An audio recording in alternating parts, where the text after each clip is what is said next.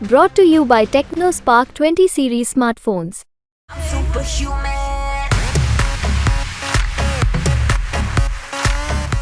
ये पूरी तरह से देखा जा रहा है कि एक तरफ भाजपा पार्टी चुनाव लड़ रही है और दूसरी तरफ इकरा हसन। चूंकि इकरा हसन जो है वो अपने नाम पे वोट मांग रही है, अपने परिवार के नाम पे, अपने पूर्वजों के नाम पे वोट मांग रही है, और दूसरी तरफ पार्टी में जो प्रत्याशी भाजपा ने उतारा है प्रदीप चौधरी, उसका प्रत्येक समाज में विरोध देखा जा रहा है। तो इस वजह से भाजपा के जो भी नेता पहुंच रहे हैं क्षेत्र में, वो केवल पार्टी और मोदी जी के नाम पे यहाँ पे वोट मांग रहे हैं। तो पूरी तरह से समीकरण जो है वो इस बार चुनाव पूरी टक्कर का यहाँ पे देखा जा रहा है। किस किस की टक्कर है कैराना लोकसभा में? देखिए मलिक साहब, इस बार जो कैराना का मुकाबला है बड़ा दिलचस्प होने वाला है, क्योंकि कैराना में बहुत ज़्यादा हल्के में किसी प्रत्याशी को लेने की आवश्यकता नहीं है। यहाँ इकरा हसन समाजवादी पार्टी की जो कैंडिडेट है बहुत मजबूत स्थिति में है। इसके अलावा जो बीजेपी का साइलेंट वोट बैंक है, जो लोग आपको कहीं जनसभा में नहीं दिखेंगे, आपको कहीं क्षेत्र में प्रत्याशी के साथ नहीं दिखेंगे, लेकिन जब वो लोग ईवीएम पे जाते हैं तो वो लोग बीजेपी को मत करते हैं। नमस्कार, आज हम इस वक्त जनपद शामली के नगर पालिका में मौजूद हैं, जहां पर एक वरिष्ठ पत्रकार मौजूद हैं। आज सीएम योगी जी की आज रैली है, जो एक सभा को संबोधित करेंगे। इनसे पूछते हैं कैराना लोकसभा में कौन किस पर भारी? क्या नाम है जी? पंकज प्रजापति, एबीपी न्यूज़ से हूँ। कैराना लोकसभा में 3 प्रत्याशी हैं, बीजेपी, सपा और बसपा। कौन किस पे भारी है और क्या जीत के आंकड़े हैं इनके? अगर देखो जीत की बात की जाए तो सबसे पहले तो मैं ये कहूँगा कि जिस तरीके से कैराना लोकसभा सीट पर मतलब वोटों का संख्या है वो लगभग 18 लाख के करीब है, जिसमें 6.5 लाख मुस्लिम है और बाकी 36 बिरादियाँ इसमें भी आती है। और ये मान के चलो आप, जिस तरीके से कहते हैं कि इकरा फिलहाल जो है, इकरा के जो समर्थक हैं वो समाजवादी पार्टी को वोट देने के लिए तैयार हैं। एक तरफ बीजेपी है, वहाँ पर योगी जी लगातार राजपूत नाराज नज़र आ रहे हैं। उसी को लेकर के योगी जी कैराना जो ये लोकसभा सीट है उस पर लगभग 3 से 4 बार आ चुके हैं। आज भी उनका आने का प्रोग्राम है। 4 बजे वीवी डिग्री कॉलेज में वो आएंगे और मनाने की कोशिश करेंगे, क्योंकि बहुत दल नाराज है और जो जाट है वो भी बहुत से नाराज है। क्योंकि जिस तरीके से आप देख रहे हैं कि जो राष्ट्रीय लोकदल के राष्ट्रीय अध्यक्ष है जयंत चौधरी, वो भी बीजेपी में चले गए हैं, जिसको लेकर के कुछ जो जाट यहाँ पर लगभग 1.5 लाख के करीब है, उसमें से लगभग 30% जाट जो हैं वो नाराज हैं। उन्हीं को मनाने के लिए यहाँ पर आज योगी जी आ रहे हैं और 19 तारीख में चुनाव है। पलड़ा फिलहाल इकरा का भारी है। पंकज जी का कहना है कि पलड़ा फिलहाल आज इकरा जी का भारी है। योगी जी को आप दोबारा शामली में चुनाव के दौरान आना पड़ा है, ये क्या वजह है? क्या बीजेपी हार रही है? जी देखो, मैं आपको बता दूं, जिस तरीके से हम लोग इधर उधर खबरें करने जाते हैं, एक सीधा सा फंडा है कि जो योगी जी यहाँ पर सभा कर रहे हैं, कैराना लोकसभा का जो क्षेत्र है वो काफ़ी बड़ा है। उसी के चलते योगी जी वोटिंग मांगने के लिए या वो अपने प्रत्याशी को जिताने के लिए तीसरी बार शामली जनपद में आ रहे। पहली बार प्रबुद्ध सम्मेलन किया गया, दूसरी बार नुकुड़ विधानसभा में आए, जो कैराना लोकसभा सीट का ही हिस्सा है। अब आज तीसरी बार वीवी इंटर कॉलेज में आ रहे, और जिस तरीके से वो अपने प्रत्याशी को जिताने के लिए दमखम दिखा रहे, तो जाहिर सी बात है प्रत्याशी का कहीं ना कहीं हल्का वजूद दिख रहा है कि एक मुख्यमंत्री स्तर के नेता 3 बार एक लोकसभा में सभा कर चुके। अब आने वाला वक्त बताएगा। जिस तरीके से आरएलडी बीजेपी के साथ आई, आरएलडी के कुछ लोगों के अंदर हालांकि नाराजगी देखने को मिल रही है, लेकिन अभी समय है। कितने जो राजनीतिक नेता है, जाट के हो चाहे फिर एक तरीके से दूसरी पार्टी के हो, वो इनको समझाने में कितने कारगर होंगे, कितने सफल होंगे, वो आने वाला वक्त बताएगा। लेकिन हमारे यहाँ चुनाव केवल सपा कैंडिडेट और बीजेपी कैंडिडेट में, और कैंडिडेट्स मैदान से बाहर हैं। सरवन जी का मानना है कि कैराना लोकसभा में सपा और बीजेपी में आमने सामने की टक्कर है। इकरा हसन और बीजेपी के क्या समीकरण है कैराना लोकसभा में जो अपनी जीत का दावा कर रहे हैं?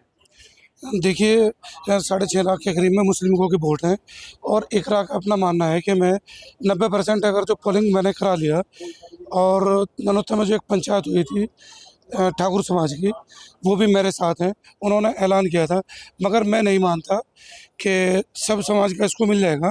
फिर भी 50-50 का इनका दोनों का आंकड़ा है। और लगातार 2 दिन से, कल भी हरियाणा के मुख्यमंत्री प्रदीप चौधरी के कैंपेन में आए थे। आज उत्तर प्रदेश के मुख्यमंत्री आ रहे हैं, मगर मुकाबला 50-50 का है। आशु जी का मानना है कि कैराना लोकसभा में मुकाबला 50-50 का है। उस हमारे बीच में आकाश शर्मा जी हैं जो दैनिक जागरण से हैं, इनसे पूछते हैं क्या है समीकरण जीत का इकरा का और बीजेपी प्रत्याशी प्रदीप चौधरी का। जी देखिए, इस बार जो चुनाव है वो 2017 से और 2023 के बीच में जो चुनाव हुए हैं उससे बिल्कुल अलग तरीके से चुनाव है। क्योंकि अभी तक जो है भाजपा यहाँ पे पलायन के मुद्दे पर चुनाव लड़ी, घर वापसी के मुद्दे पर चुनाव लड़ी, गुंडागर्दी खत्म करने के नाम पर चुनाव लड़ी, लेकिन इस बार ध्रुवीकरण बिल्कुल भी नहीं चल रहा है। ये पूरी तरह से देखा जा रहा है कि एक तरफ भाजपा पार्टी चुनाव लड़ रही है और दूसरी तरफ इकरा हसन। चूंकि इकरा हसन जो है वो अपने नाम पे वोट मांग रही है, अपने परिवार के नाम पे, अपने पूर्वजों के नाम पे वोट मांग रही है, और दूसरी तरफ पार्टी में जो प्रत्याशी भाजपा ने उतारा है प्रदीप चौधरी, उसका प्रत्येक समाज में विरोध देखा जा रहा है। तो इस वजह से भाजपा के जो भी नेता पहुंच रहे हैं क्षेत्र में, वो केवल पार्टी और मोदी जी के नाम पे यहाँ पे वोट मांग रहे हैं। तो पूरी तरह से समीकरण जो है वो इस बार चुनाव पूरी टक्कर का यहाँ पे देखा जा रहा है। और मैं मानता हूँ कि 55-45 का चुनाव अभी बन रहा है। 55% मुझे प्रदीप चौधरी लग रहे हैं कि वो जीत जाएंगे और 45% मैं इकरा हसन को मान रहा हूँ। दूसरी तरफ ये भी है कि भाजपा के पास जो 2 दिन लास्ट के बचते हैं जिनमें चुनाव प्रचार खत्म हो जाता है, उनकी सोशल साइट IT सेल जो है उस पे इतने एक्सपर्ट वो लोग बैठाते हैं कि उस तरह से चुनाव को बदलने का काम करते हैं। अब ये देखना होगा कि जो लास्ट के अंतिम 2 दिन बचते हैं उनमें किस तरह से चुनाव को बदला जा सकता है। अभी फिलहाल 55-45 का मैं चुनाव मान रहा हूँ। आकाश जी का मानना है कि कैराना लोकसभा चुनाव में 55 और 45 का फर्क है। इकरा 45 पे और 55 पर प्रदीप चौधरी हैं। तो उनका तो मानना यह है कि प्रदीप चौधरी बीजेपी से आज उनकी जीत है। नदीम जी भी हैं हमारे बीच में, हिंदुस्तान से हैं, इनसे पूछते हैं क्या समीकरण है कैराना लोकसभा का, किसकी जीत है आज। देखिए, कैराना लोकसभा वो सीट है जिसने इस देश की राजनीति को दिशा देने का काम किया है। वर्ष 2013 के दंगों के बाद लोकसभा चुनाव हुए वर्ष 2014 में, और 2014 में यहाँ से स्वर्गीय हुकुम सिंह ने पलायन का मुद्दा उठाया था। और वे पलायन का मुद्दा इस कदर उठाया उन्होंने कि उसने पूरे देश की राजनीति में खलबली पैदा कर दी। और उसके बाद भारतीय जनता पार्टी की पूर्ण बहुमत की सरकार केंद्र में बनी, और वह पलायन का मुद्दा दूसरी बार चुनाव में भी प्रभावित किया। यहाँ से गुंडाराज, पलायन का मुद्दा, व्यापारियों की सुरक्षा को लेकर तमाम ऐसे मुद्दे यहाँ पर थे जिनका भारतीय जनता पार्टी को सीधा सीधा फायदा मिला है। और अब करें इस बार के चुनाव की, तो ये चुनाव भी इतना बड़ा चुनाव माना जा रहा है कि यहाँ पर प्रधानमंत्री से लेकर मुख्यमंत्री, डिप्टी CM, कैबिनेट मंत्री सहित प्रदेश अध्यक्ष, यहाँ पर सभी बड़े बड़े नेताओं ने भारतीय जनता पार्टी के अपना प्रचार किया है और लोगों से वोट देने की अपील की है। वहीं दूसरे खेमे में जाए तो समाजवादी पार्टी से यहाँ कोई भी बड़ा नेता चुनाव प्रचार के लिए नहीं आया है। उसमें इकरा हसन अकेली अपने दम पर यहाँ पर चुनाव मैदान में है, जो चुनाव लड़ रही है। और उनके साथ एक भावुकता जो जुड़ी हुई है, एक तो वो लड़की है और दूसरे की बात वह स्वर्गीय मुनव्वर हसन की बेटी होने के साथ उनके साथ संवेदनाएं ज़्यादा हैं। लेकिन भारतीय जनता पार्टी के पास नरेंद्र मोदी के नाम से जो वोट है वो एक बहुत बड़ा और विशाल वोट बैंक है, तो उसको भी कहीं ना कहीं हम कमज़ोर नहीं मान सकते। दोनों ही प्रत्याशियों के बीच टक्कर का मुकाबला है। नदीम जी का भी यह मानना है कि दोनों प्रत्याशियों के बीच मुकाबला टक्कर का है, और जहां बीजेपी को मोदी जी के नाम पर वोट मिल रहा है, ना कि प्रत्याशी प्रदीप चौधरी के नाम पर। हमारे बीच में भारत समाचार से रवि जी भी हैं, इनसे पूछते हैं किस किस की टक्कर है कैराना लोकसभा में। देखिए मलिक साहब, इस बार जो कैराना का मुकाबला है बड़ा दिलचस्प होने वाला है, क्योंकि कैराना में बहुत ज़्यादा हल्के में किसी प्रत्याशी को लेने की आवश्यकता नहीं है। यहाँ इकरा हसन समाजवादी पार्टी की जो कैंडिडेट है बहुत मजबूत स्थिति में है। इसके अलावा जो बीजेपी का साइलेंट वोट बैंक है, जो लोग आपको कहीं जनसभा में नहीं दिखेंगे, आपको कहीं क्षेत्र में प्रत्याशी के साथ नहीं दिखेंगे, लेकिन जब वो लोग EVM पे जाते हैं तो वो लोग बीजेपी को मत करते हैं। तो ऐसे में यहाँ का मुकाबला बड़ा दिलचस्प है और दोनों ही पार्टी के बीच यहाँ बराबर की टक्कर, कांटे की टक्कर वो होने वाली है।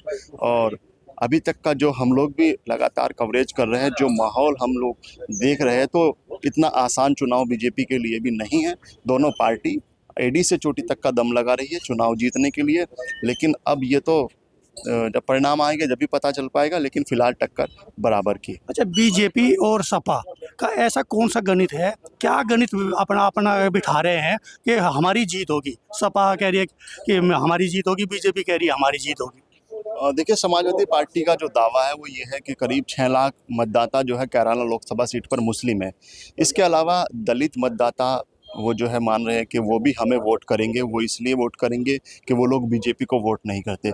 लेकिन इस बार तमाम जो समीकरण है वो बदल रहे हैं। जैसे ठाकुर समाज की नाराज़गी की बात कर लो, या फिर जाट समाज के लोग जो चौधरी जैन सिंह जैसे बीजेपी में गए उनसे नाराज़ है, या गन्ने की तमाम समस्या है उनको लेकर के, तो वो लोग इकरा के साथ जा सकते हैं। ये दावा इकरा हसन का है और इकरा का ये मानना है कि वो लोगों की वोट मुझे मिल रही है, इसलिए मैं जीत दर्ज कर रही हूँ। दूसरा जो प्रदीप चौधरी है वो कहते हैं भाई 11 लाख जो है हिंदू मतदाता है इस सीट पर, वो लोग 6 लाख है, तो वोटों की जो बराबरी है वो कहीं हो नहीं पा रही है। इसलिए दूसरा एक चीज़ ये भी आ रही है, मोदी जी भी आए हैं कैराना लोकसभा सीट पर, सहारनपुर में उन्होंने जनसभा की और इसके अलावा योगी जी भी लगातार जो है कैंपेनिंग कर रहे हैं प्रदीप चौधरी के लिए। डिप्टी सीएम केशव प्रसाद मौर्य, ब्रजेश पाठक वो आ चुके हैं शामली में।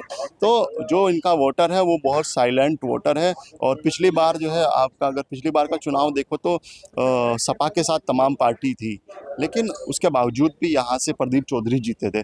तो बीजेपी को बहुत हल्के में लेने की ज़रूरत भी नहीं है, लेकिन ये भी कहूँगा कि बीजेपी के लिए चुनाव भी हल्का नहीं है। दोनों ही बात इस सीट पर इस बार दिलचस्प है। अब ये तो भविष्य बताएगा भी कौन जीतेगा। रवि सुलानिया जी ने एक बड़ी दिलचस्प बात बताई है कि बीजेपी का चुनाव और प्रदीप चौधरी को हल्के में लेने की ज़रूरत नहीं है, और दूसरी ओर इकरा हसन को भी हल्के में लेने की ज़रूरत नहीं है। आखिरी सवाल आकाश जी हैं हमारे, जो वरिष्ठ हैं, और बीजेपी और इकरा हसन कौन से गणित से जीत रही हैं, ये हमें वोटिंग के हिसाब से बता दो।